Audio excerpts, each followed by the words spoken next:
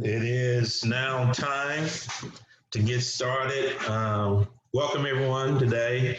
This is Tuesday, and today we're going to be looking at step two of the wealth project that I've been talking about. And last week we had some discussions, but this week we're going to be going a little bit deeper. So let's go ahead and get this party started. So Black lives still matter, baby. They're always going to matter now and forever. We talking about, we need to vote. We need to make sure that we're doing the right thing to put ourselves in a position to be successful. But we also need our other white brothers and sisters to come alongside us and help us, because we can't do it together. If they stay silent, we can't win this war. So it's incumbent upon those that believe as we believe that there are inequalities, there are things that need to be changed. We need you to come alongside us and work with us and make this happen, baby. Black lives matter. So let's talk about our ground rules. They are pretty much the same. Everybody's going to stay muted during the call. I'm going to work through my presentation.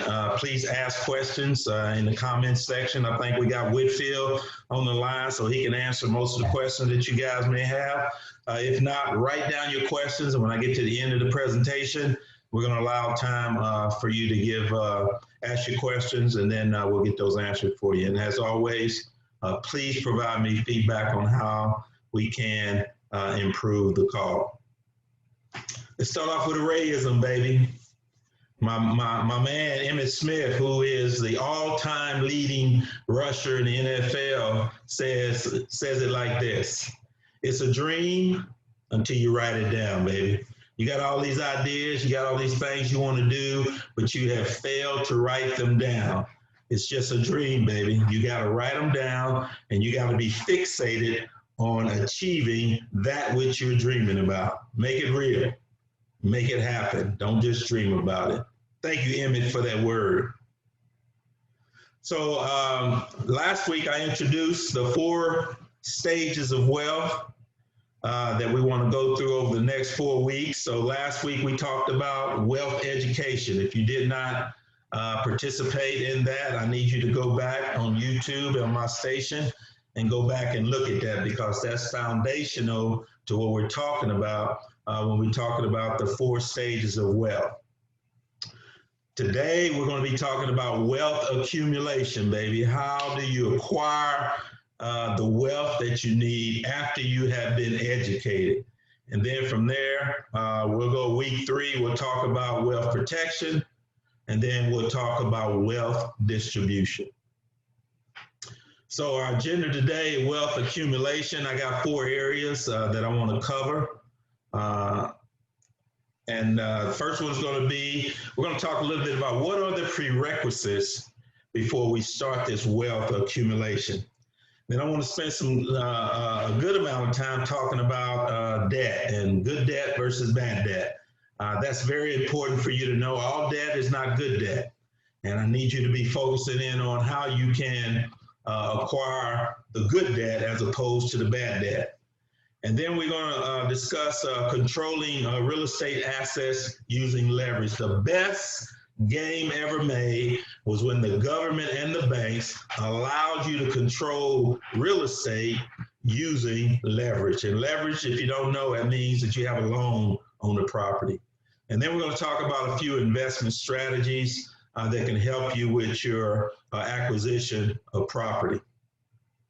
So first things first, let's talk, when we talk about wealth accumulation, first thing, you got to get your house in order, right? You got to get your financial house in order. That means that you got to reduce debt, you got to be on a budget, you got to save, you got to figure out ways to maybe improve your hustle on the side so you can get more money. You say, brother, why do we need to reduce debt? Because if you don't get rid of the bad debt, and I'm going to talk about it later, then you're basically using up all your investment funds on bad debt. And so it's very, very important that you understand the basics of how to run your household before you start taking on additional houses that you're going to be managing. So get your house in order, get your debt down, Get on the budget, stay on the budget, save, save, save, save, save. And if you can, increase that income any way that you can. Because what you're trying to do here is get as much money as you can and put it into real estate, right? Because we're all about the accumulation, baby. You got to get as many houses as you can, as fast as you can. And then as you go along the way, you have to continue to invest quality time in continuing your education. Remember last week, I talked about the education is important. You should be reading, studying, listening to podcasts. You should be out there looking at houses, making deals on houses. I mean, talking to people. You ought to be out doing something every day as it relates to your goal, your dream of being a real estate millionaire. You have to spend time and change your mind, change your thinking, focus on what you're trying to accomplish, and don't get distracted about all the things that's going on around you. Invest time in continuing your wealth education. And then you got to start setting up your support team. You're going to need some people in your around you that's going to help you to achieve your goals. One of them being the banker. That's the person. These are the people that's going to give you the money. So it's very, very important that you build good quality relationships with some bankers, right? It may be the bank that you have right now. It may be other banks that you haven't even thought about, but you got to get to know some bankers because those are the ones that's going to be able to give you the leverage that you need in order to control assets. Real estate agents, it's always good to have an agent in your corner, one that understands what investors are all about, not ones that's going to try to sell you buying market value properties, because as I've told you before, you can't make money buying real estate at market value, at least not the way that the way I'm teaching you to do it. You got to buy at a discount, fix them up, rehab them, refinance them, and then put them in your portfolio and keep going.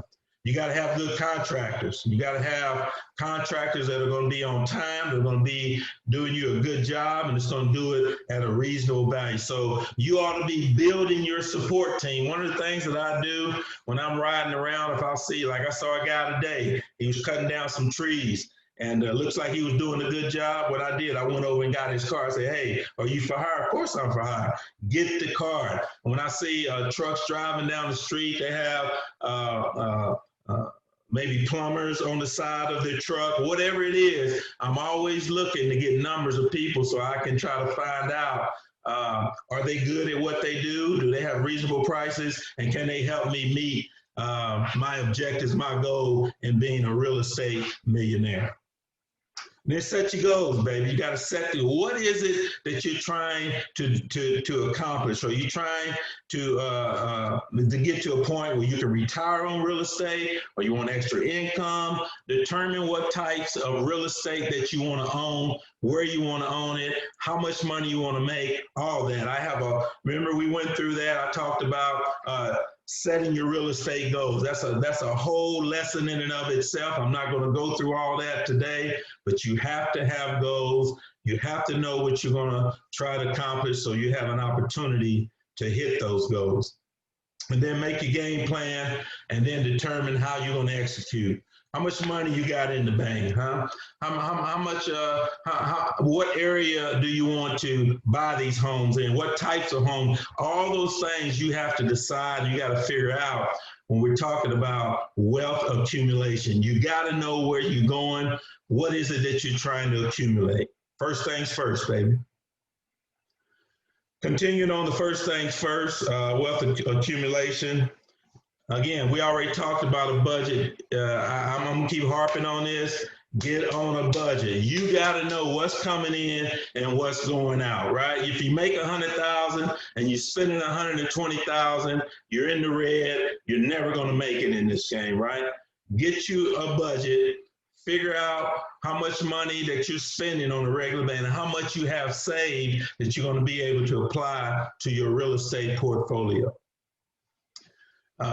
If you work with a company, you got a W-2, I say max out your company match. If the company is willing to pay you 50% or 100% on the dollar, everything up to 6% of your 401k, take that, baby. If you put in a dollar and they're willing to match you for a dollar, I say that's a good deal. So max that out. That's 6% of your income.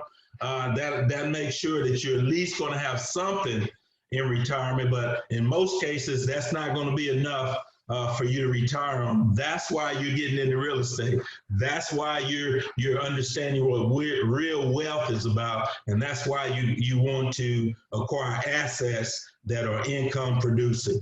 But if you're on your job right now, you're young, hey, max that 401k out, baby, because it'll help you in the long term. And then you're going to have to do some hard stuff. You know, this real estate game, man, it's not for everybody, right? If you want to be out here flossing, you want to be big balling, you want to be bling bling, and that's all well and fine. But at the end of the day, if you're spending your money on discretionary things, furniture, clothes, vacation stuff, and I'm not saying you shouldn't enjoy life, but I'm saying your goal, your aspiration is you got to save money so you can invest it in real estate. It's a sacrifice. It's going to be hard. This is not easy. This is not for the faint of heart. If you think, oh, I'm going to get in this, I'm going to buy these houses, well, you better have a game plan.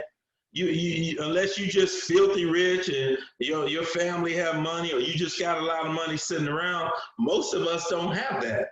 In fact, what we found out during the coronavirus, that upward 60–70% of the people didn't even have $500 in the bank.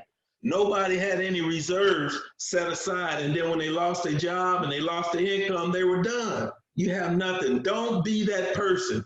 Figure out that I have to do something different. I can't do what I've always done, because you know what the definition of crazy is? Doing what you always done, expecting things to come out differently. That's not going to work. So you got to change your mind, change how you do things, and decide, I'm going to give up some things. Maybe I don't need that Benz. Maybe I'll do fine with just a Honda, right? But you got to work that out. You got to figure out what's important. What's important right now is wealth accumulate. That means I've got to be taking all the money I can, find it wherever I can find it, and putting it into real estate, because I'm trying to buy assets that are going to be bringing me in money for years to come.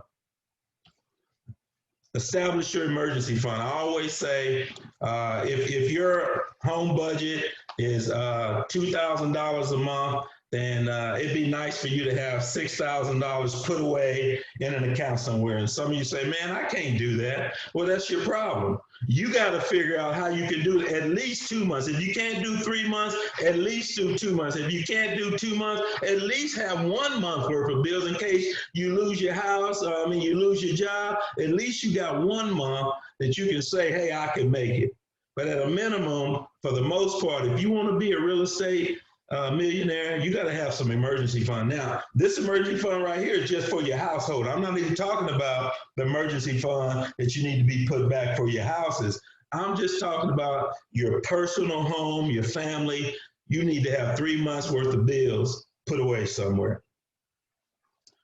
And then change the way you view money and spend money. This is a whole different paradigm. I know, so as soon as we get our money, first thing we want to do is go down and buy something fancy because I work hard and I deserve it. Okay.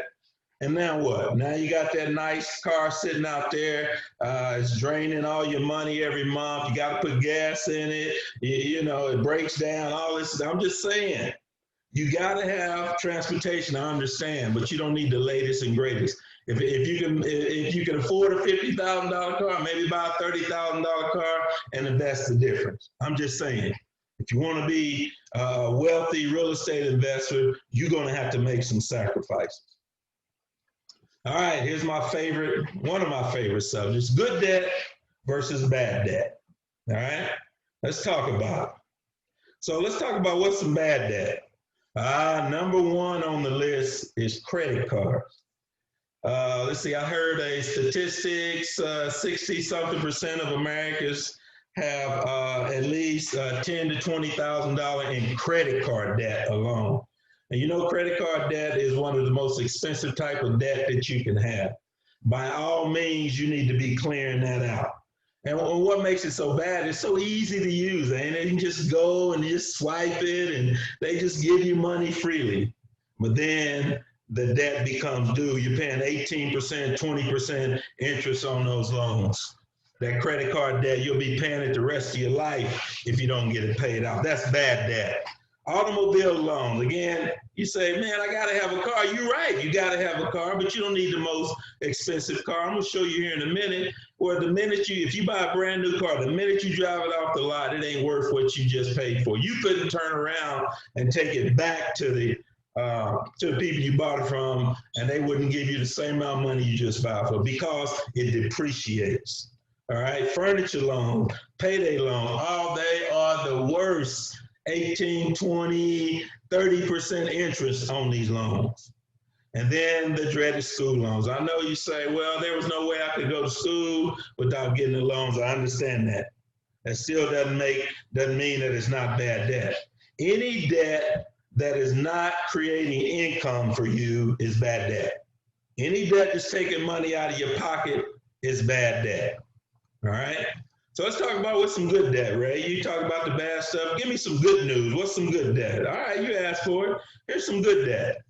Small business loans, FHA loans, Federal Housing Association loans, Fannie Mae loans. Those are good debt because you're actually leveraging the money from the bank to get an asset under control. Primary home loans, your first mortgage on your house. Those are good. That's good debt. Even though it's not paying you any money, you have to have a place to live. I understand that. You have to have a good place to live. And we finding that out during the coronavirus that your home is your haven. That is the place that you have, that you know that you can go to, that you can be safe. So to have a home loan, that's a good thing. Investment real estate loans, that's the best debt you can have, baby, because you're investing in something that's paying you every month. In addition to when they're paying you, it's helping you pay off that loan. And then home equity line of credits, those are good debts too, because when you get those lines of credit, for the most part, they're not taxable, right? All right, so that's the good debt versus the bad debt. I need for you to be working on getting that bad debt out of your life. You cannot be a real estate millionaire with a bunch of bad debt in your life. You only need that good debt in your life. Get some of that good debt in your life, baby. So let's talk about the mindset. And I just talked about how, when you buy a vehicle, let's look at two different things here. So we got the poor mindset and the rich mindset. So both of them, you got $50,000, you can go buy a car or you can go invest it, right? And maybe real estate, or you just say the stock market, whatever. And the first part is when you buy a car, you pay interest. When you invest, you gain interest. You get interest paid to you. So let's assume that the vehicle costs $50,000, and let's say you can invest $50,000. On one side, you have a loan, right? It's 5% on the loan. That means that's the interest you pay on the loan. On the other side, it could be the same 5%. I use 8% in this particular example, but it yields 8%. Let's assume after 5 years, both of these assets, and we look at them 5 years later. When you look at them, here's what you see. You see that you paid over that 5 years at 5%, you paid over $6,000 interest for that particular vehicle. And guess what? That $50,000 vehicle is only worth $20,000, right? Okay. So on the other side, let's say you invested in a rental property that was returning 8% a year. At 5 years, you have gained what? $23,000. And look at what your asset is worth, right? So that's the difference between two different mindsets here. You got to figure out, I got to stop paying for this stuff that's not making me any money. And I got to figure out how to put that money over here in investments. Now, I'm not saying it should be real estate. You can invest in a business, you can invest in a restaurant, or your side hustle, whatever. All I'm saying is don't spend all your money on consumer goods because you're not going to get rich that way. The power of leverage cannot be overstated. You need to use the banks to leverage and control as many assets as you can. So I'm going to give you a couple of ways you can do this. So one, we call it house hacking. That is, you buy an investment property that has 2 or more units in it, and you live in one side and you rent out the other. So for instance, you buy a duplex, you live on one side, you lease out the other. That's house hacking. That's a good thing. If you can find property that has 2 or more units in it and you can live in one for a while, and you're getting your bills paid for by the other tenants that's living there, that's the best possible thing you can do. And the bank is going to give you money to do that. You can buy fixer-uppers, right? You can buy the property as an owner-occupant. The government will allow you. You only have to live in it 1 year, but you can do that every year. Every year, buy an owner-occupied property, live in it a year, and then go buy another one and lease out the one that you just lived in a year. You can do that over and over and over again. You can buy a long-term real estate investment property at low interest rate. Interest rates today at 3 to 6%. That's almost like free money, baby. You got to go get you some of that. And you can buy property where the owner is actually offering you financing, right? The owner say, I own the property free and clear. I'm willing to sell it to you, Mr. Investor. You put a certain amount down, I'll charge you so much interest a month. There you go. Last thing is buy and hold. Never sell the goose that's laying the golden eggs. Don't sell your rental property. You say, oh, but the value's going up over 5 years. I can make $10,000 or $20,000. No. Do not sell the goose that lays the golden egg. You worked hard to get that property at a discount. You fixed it up. You rehabbed it. You refinanced it. It's making you money. Why would you want to sell that? Leverage the banks to control as much property as you can. And the thing about it, the government incentivizes you to buy investment property. Let me give you a couple of government programs that are great, especially for individuals that don't have a lot of money, right? The first one is the HUD 203B. These are loans for individuals that don't have a lot of money. Maybe your credit score is not that great. The government will allow you to get in to a home as low as 3.5% down, right? I mean, that's pretty cheap, right? On a $100,000 property, you got to come up with $3,500. Right? So that's the type of incentive that the government gets you. You don't have to come up with the big down payment, just come up with a little bit. And they'll allow you to finance all your closing costs, all your mortgage premium interest, all that stuff can be financed into the property, right? So what's some of the eligibilities? Well, there's some qualifications that you got to meet. You got to have a decent credit score, but you're eligible to get, financing up to 96% of the property. And you can finance in the mortgage insurance premium. And they will allow you to do this for properties from 1 to 4 units instructed. You can keep doing this over and over and over again. But not only that, so this is for properties that need $5,000 or less in rehab, right? These properties got to be pretty much ready to go.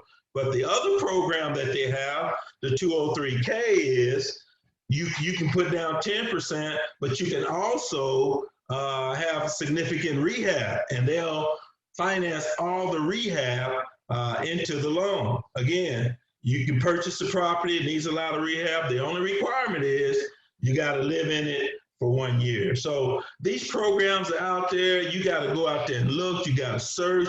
I mean, this stuff's not going to fall in your lap, but it's out there. All you got to do is Google it. All you got to do is go to the website. The government is willing to give you the money. There's no excuse anymore. They're incentivizing you to come get this property, take it off their hands, and you only have to put down a little bit of investment. So let's talk about a few of the strategies for property accumulation. So the first is the no down payment strategy. That is, you got enough cash that you can actually go out and buy discount property for cash. That's what I do, right? I don't use the bank's money to buy cash, to buy properties. I buy the properties and then I turn around and refinance them. But I've been in the game for almost 20 years and I've accumulated the money that I can be my own bank, right? So that's one method. Most of you all out there, I don't expect you to be able to use this method, but this is where you want to be because you can get the best deals here. When you can go to a buyer and say, hey, I can get this deal, I can buy this tomorrow, I can close in 2 weeks whenever all the title work is done. That's powerful. And you can get discounts that way. So that's one strategy. And then I just showed you another strategy. You can buy these properties using HUD financing, right? And you can live in those properties here. So that's another strategy. Only put 3% down or 10% down. And then the other strategy is a high down payment. You just buy an investment property for 20% down, right? You already have your home, but you can't qualify for the HUD 203B or the HUD 203K, but you can go and get conventional loans. You can get a regular FHA loan for 20% down. Again, $100,000 property, you put $20,000 down, they'll finance that every day. So that's just a few of the strategies that you can put into place. All different kind of ways that you can make money in real estate. The goal is to get control of some real estate, right? I don't care if you're fixing and flipping, you're wholesaling, you're hacking, you're using my favorite burst strategy, you're buying and holding short term and long term. If you got cash, there's all kind of strategies that you can employ out there. And you just got to figure out what works best for you. So you ain't got no cash. I ain't got no cash, Mr. Ray. I done spent all my money partying. I've been out in the club. I've been on vacation. I ain't got no money. Well, then you got to come up with some solutions on how you can make this deal work. There's still ways you can make it work, right? Okay, there's hard money lenders out there, right? Now this is going to be expensive, but hard money lenders out there, they love to loan money on real estate because they know if you don't pay, they get the real estate back, right? So they're willing to loan you 60% of the value on those deals. You can find owners that are willing to finance. They own the properties, all right. We talked about that. Maybe they're willing to do some financing for you. Get you a side hustle, man. Sit now, I can't make no more money. Get you, what do you do well that people be willing to pay for it? Figure that out and then go make some money on it. Buy property and flip it for cash. If you got money, again, these hard money lenders, if you find the right property at a discount, they'll loan you the money. No question, but you got to get out there and find the deals, flip it, make some money, go do it again, and then start investing that money in long-term properties.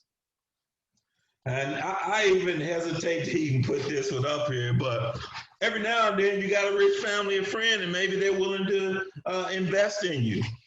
Put your business plan together, go present it to them. They might be willing to give you some money. I'm not saying they will, but if you come up with the right plan, I tell you, even with me, you bring me the right deal, I might be able to finance that for you, right? That's what I'm talking about. Put yourself in a position that you can help yourself and others. So here's some of the leverage that we've already talked about. Here's the interest rate that are charged on some of those leverages. Banks are cheap money, right? 3 to 6% all day. Again, banks line of credit, you can get that 4 or 7%. Private money gonna cost you a little bit more. Hard money, when I say private money, that's your friends and relatives, right? They ain't gonna give you the money just for free. You're gonna have to pay them some interest. The hard money is out there. It's gonna cost you a little bit more. And if the guy owns the money, he's probably gonna charge you a little bit more. So the cheapest money is banks and a line of credit, and that's what you want to be focused on. Again, it's wide open, baby. Just figure out what type of real estate that you want to be in. There's so much real estate out there. Figure out what it is you want to do. Determine what that is and go do it. Me, I'm single family houses, baby. I like mine 3 bed, 2 bath, 2 car, right? $100,000 to $150,000. That's where I'm playing. The properties that I got early were more Class C properties I was buying for $30,000 and $50,000 18, 20 years ago. I still own those properties today, straight cash flowing them, baby. So just figure out what you can do with what you got and make it happen. There's no excuse. There's too much opportunity out there. Let's go make it happen. The goal is to control assets. In this accumulation phase, you want to get as many assets as you can. I would say for 5 years, all you want to do is buy houses. 10 years, buy houses, buy houses. Well, when you going to pay them off, Mr. Ray? After you get as many as you can, after the banks will no longer give you any more money, then you want to start paying them off. But as long as they're willing to give you money, I need you to be buying as much property as you can, especially with 3% and 6% interest out there to be had. Not only you controlling assets, you got to continue to reduce those liabilities. Now, baby, all we got to do is get out there and get that money, right? Get out there and make it happen. All right, that's the end of my formal presentations. We're now going to open it up to any questions that anybody might have out there. Let's go. What you got for me?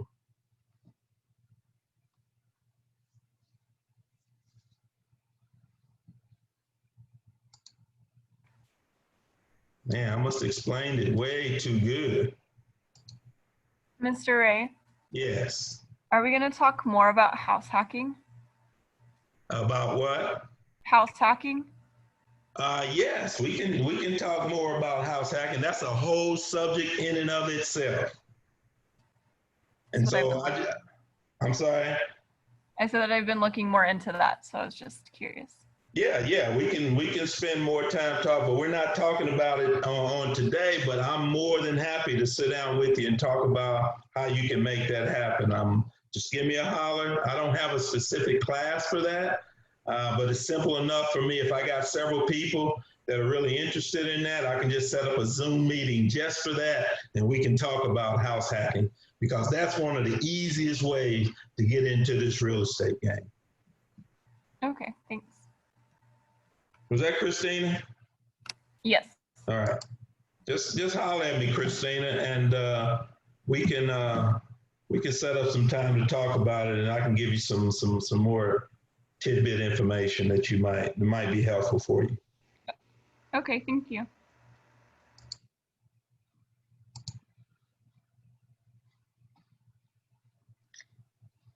Hello, Mr. Ray.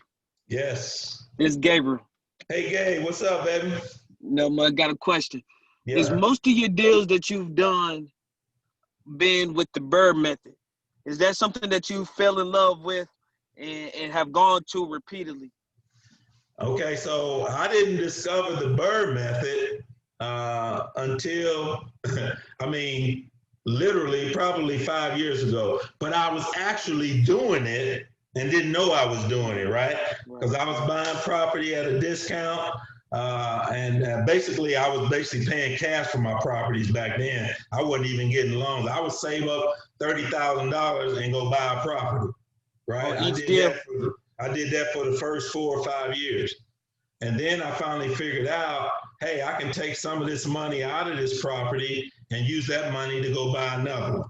So the actual Bird strategy, I actually started doing about 5 years ago, but I was doing some pieces of it early on and I didn't even know I was doing it. Right. But that's my go-to strategy right now, Gabe. Right. Okay. We'll talk more about it. Okay.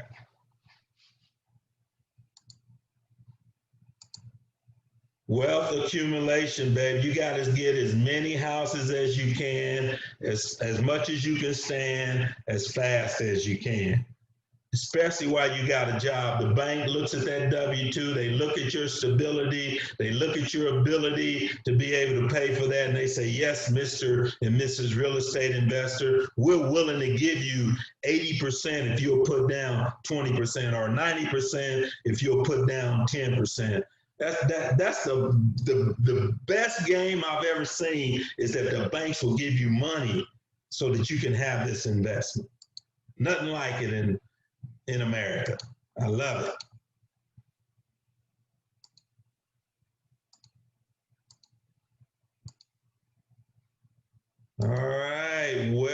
accumulation. Go get them, babe.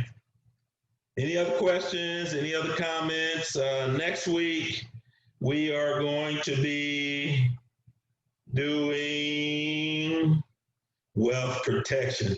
Once you get the wealth, how do you protect it?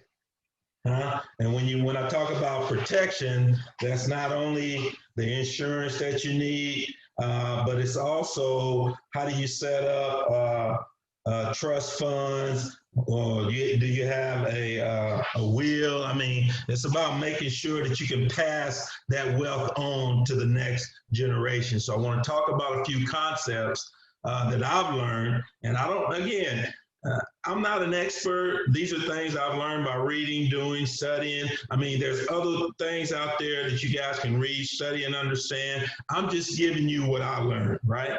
This is what has helped me get to where I am, and I'm only hoping that it can help you. I didn't have anybody to help gear me down this stride, to help me talk about how do you get educated, how do you get acquisition, how do you protect it. I had to learn that, but I'm giving it to you guys, and I'm just giving you seeds, and you got to take those seeds, water them, make them grow, and then you go out and you develop your whole portfolio based on the little seeds that I'm giving you. Good stuff, baby. I get excited. I can't even go to sleep sometimes thinking about it. All right, no questions or comments. I'm about to wrap it up. You got one more chance. We'll be back Thursday. I'll have Deep Dive Thursday. I finally figured out how to do the videos, so I'm ready to go. And I'll teach you guys the trick to making sure your videos work on Zoom. All right, I don't hear anything else.